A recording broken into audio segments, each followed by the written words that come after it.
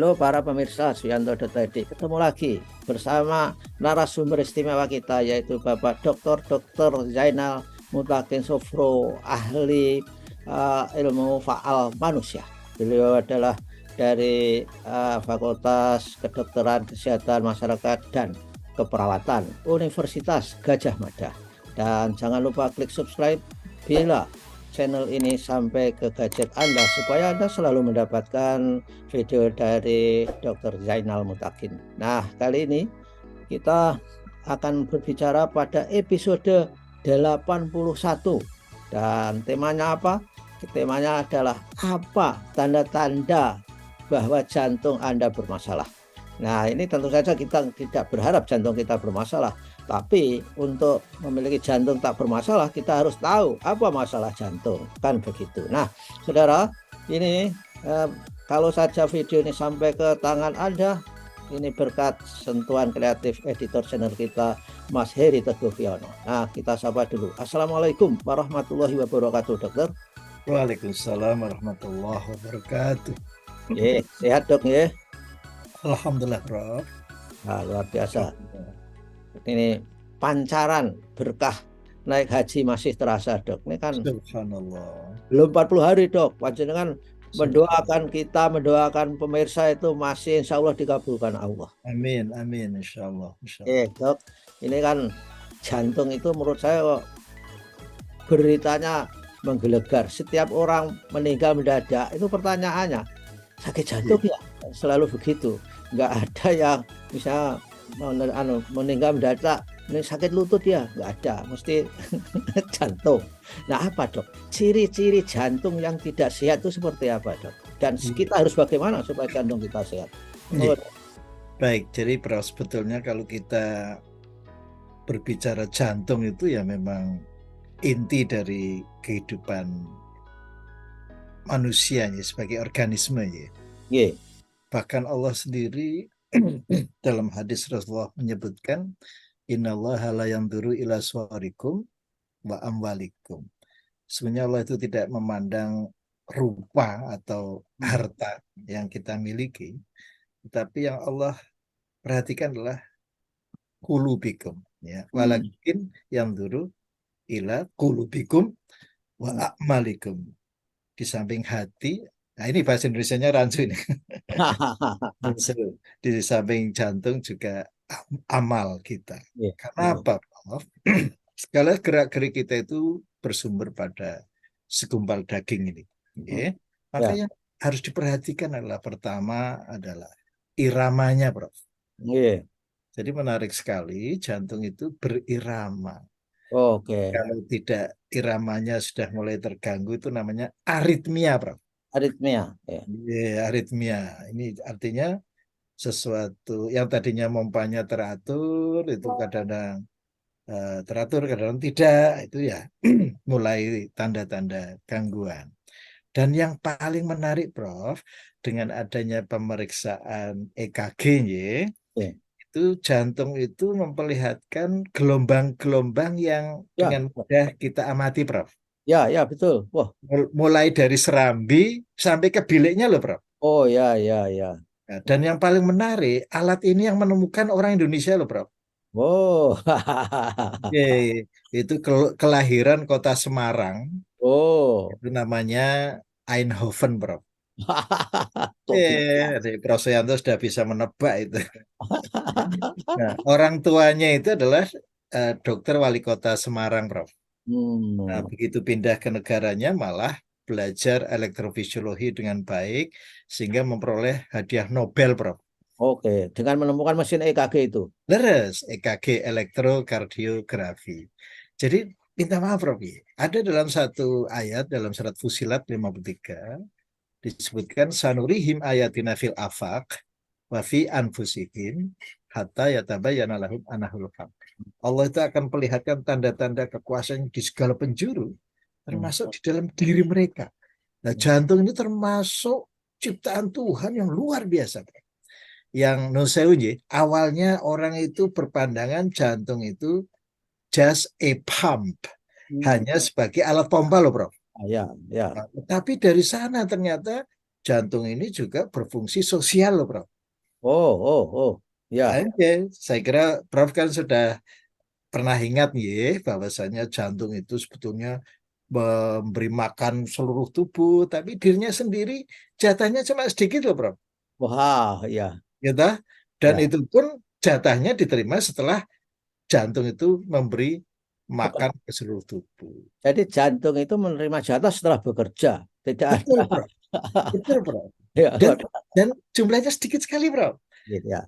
Itu dilewatkan melalui pembuluh koroner. Koroner. Ya. Maka kalau seusia Prof kok masih perlu dites dengan treadmill gitu. Ya. Itu untuk mengetahui apakah fungsinya masih baik atau tidak. Oh. Ya. Dan yang paling penting di sini ternyata Prof Suyanto masih sehat hasil pemeriksaan treadmillnya itu loh, Prof. Nah, Ya. alhamdulillah dok. Masih Alhamdulillah. bisa 90% dari kapasitas yang optimal saya kira. Betul, Prof. Ya Nah, dok, tadi yang dibilang dokter aritmik itu aritmia. aritmia.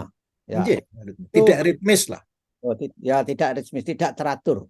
Itu pengalaman apa tuh yang di apa alami oleh yang punya itu apa? Deg-degan atau geliran kalau itu terjadi, dok? Ya, ini menarik, Prof.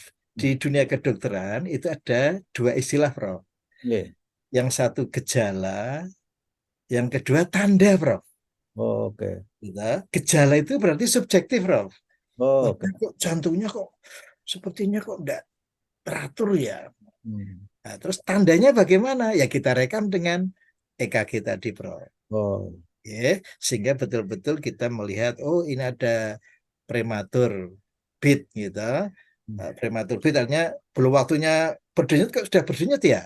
Gitu. Oh. Dan ada yang lebih halus lagi, Prof. Kalau kita merekam dengan EKG tadi, sejak dari serambi, itu kok ada gambar keriting ya. Oh. Oh. Nah, Oh. keriting, Prof ya. Tidak Jadi nanti smooth garisnya itu.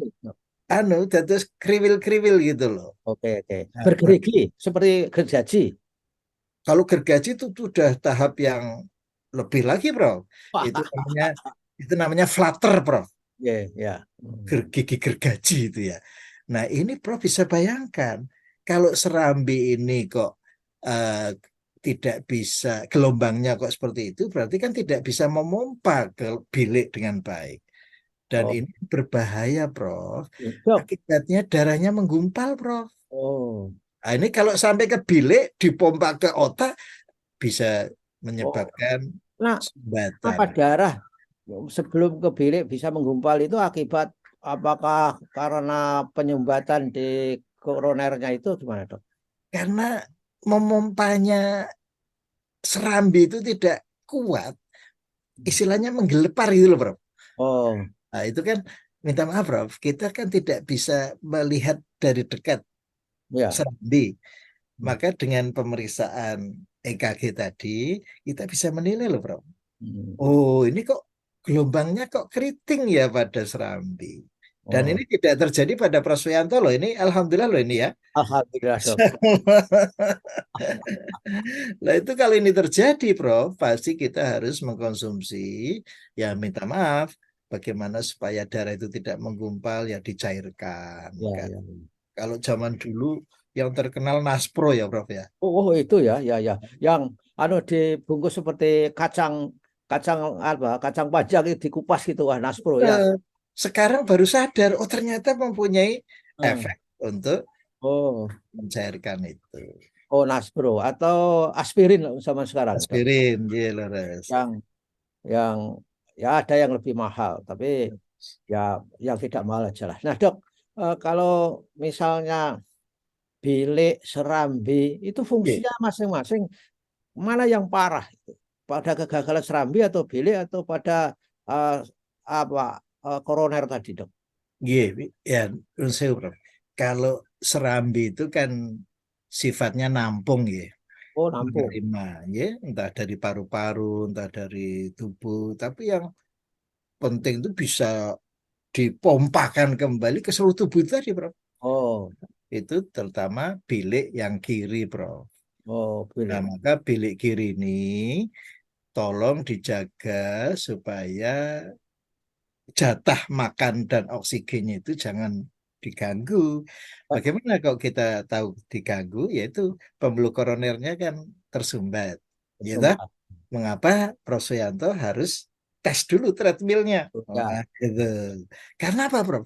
Ketika orang dalam keadaan istirahat, direkam jantungnya tidak menjamin ketika beraktivitas juga normal loh, Prof. Oh, nggih, nggih, nggih. Mengapa akhirnya perlu kita tes yang kita namakan exercise stress test. Jadi Oh, stres itu tidak hanya stres jiwa loh, Prof. stres jantung ya. Stres jantung juga. Tapi kita sengaja, Prof. Ya. Coba kita kita tes dengan treadmill, apakah selama melakukan kegiatan bilik itu masih mendapat jatah Oh, sebagaimana mestinya, gitu. jadi dok, saya kemarin ketika dites menjelang ke menit ke-9, itu ngos-ngosan itu akibat sebetulnya bilik itu kurang mendapatkan jatah yang sebagaimana seharusnya gitu, dok. Justru Prof. Suyanto harus bersyukur. Ya. Loh, saya ngos-ngosan ya. Hmm. Karena apa? Kecepatan jalan Prof kan ditingkatkan. Ya, ya, betul. Dan Ya, dinaikkan. berarti kan kebutuhan oksigen meningkat, Prof. Ya, ya. Nah, kalau tidak ngos-ngosan malah keliru, Prof. Gitu. Oh, ya, ya, ya. Alhamdulillah ngos-ngosan. Ya. Mengapa kita harus bisa membedakan antara realita dengan yang di film, Prof? Oh, ya, ya, betul. Kalau di film itu ada film namanya The $6 Million Man. Nah, itu walaupun ngejar mobil pun tidak ngos-ngosan, Prof. Ya, ya.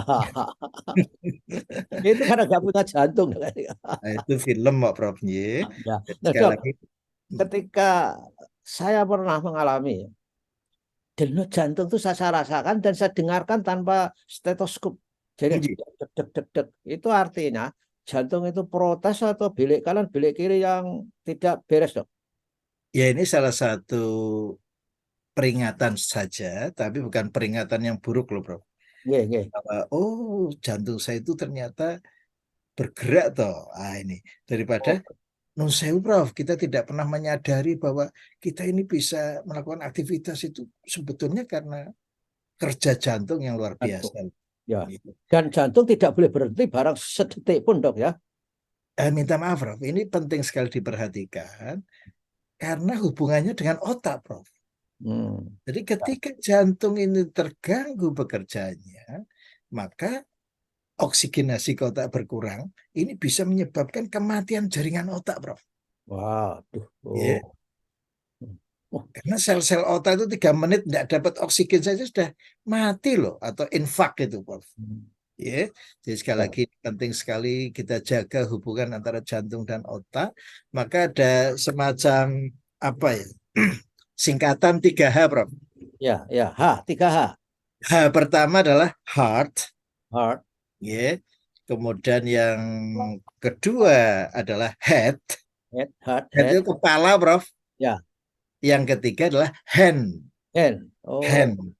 Iya, jadi berarti jantung, kepala, tangan. Nggih, dok. oke. Tangan kan untuk kerja, Prof. Ya, Gitu. ya. Jadi jangan dibalik loh, Prof. Hmm. Jadi kita punya prinsip bottom up, top down, Oh, gitu. Jadi bottom up-nya itu yang menjadi kunci bagaimana otak bisa bekerja dengan baik sehingga hmm. nanti sampainya kepada gerak tubuh menjadi harmonis. Wah, luar biasa ya. Apa mekanisme kerja tubuh kita itu penuh pelajaran bagi manusia yang mau berpikir, dok. Iya nggak? Saya itu. Luar biasa. Ya, oke lah. Baiklah, dok.